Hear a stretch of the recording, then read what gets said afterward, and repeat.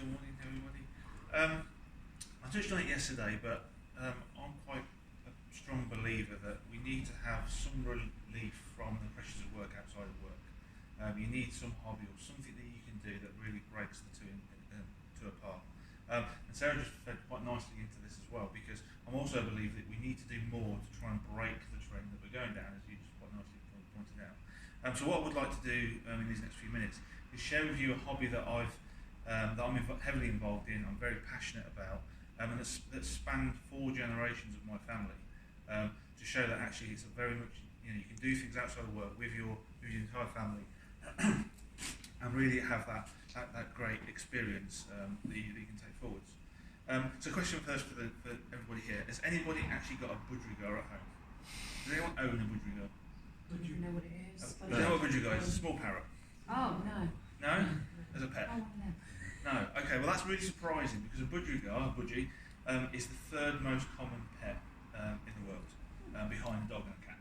So it's really surprising that actually no one in here has actually either knows what one is or actually owns one.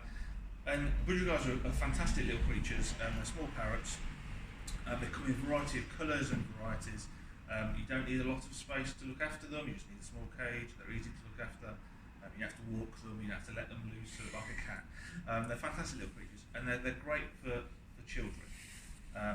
You can, if you get them at a young age, you can train them. You can teach them little tricks. You can even get them to repeat words. Fantastic little creatures. But I'm not here to try and get you to go out and get a pet budgie. What I'm actually here to talk to you about is actually the hobby that goes around budgerigars. One big part of what that is breeding. It's actually breeding budgerigars, whether it be for pets or whether it be for exhibition standards. And there's nothing greater with my 3-year-old lad when we go into the bird room that we have, and we have a large number of cages where they're breeding, and see him watch the progression of the birth, in essence, of an animal, of a budgerigar in this case. The breeding cycle is really short, so from egg to when the young one hatches, it's only 18 days. So you can engage, they can keep engaged for quite a while.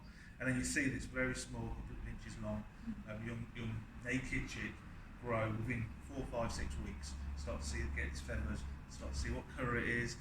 They can handle it and feel it and see it crawl up their size. It's fantastic. It's really good to engage them into that way of life, in essence. In fact, it's quite funny, because one of the things we do as part of it is, as you get close to the time they're hatching, you actually pick the egg up. You can hear it chipping out of the egg and you put it back. And I can see my lad here, every so often he goes in the kitchen, opens the fridge, gets out an egg out of the kitchen, and I can hear the young one. That's fantastic, and you can get engaged and involved. Another big part of the hobby, as I say, is exhibition. So a lot of people actually breed budgerigars to show, to actually compete against other people around, not around the country, but around the world. It's very much an international activity.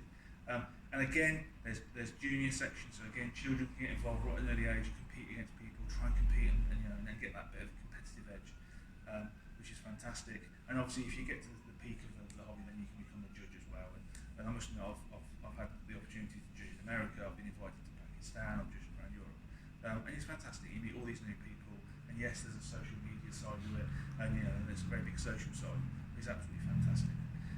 There's shows all around the country this time of year. Where we're based now, actually, in Bedfordshire, there's a show from every weekend now until about September. You don't need to travel half an hour to an hour, and you'll be able to go to a show every weekend. And my lad, he goes with us every time, even when we go to Georgia.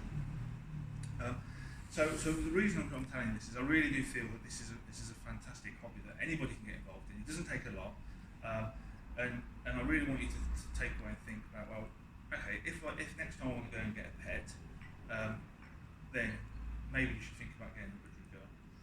If you want to do something with your children, or you just want to escape from work, then why not go out, buy a pair of budgerigars, just see where they take you. It might just be to have it in the house and just to look at. It might be that actually you can go away and do something a little bit more and expand, but it's a fantastic hobby.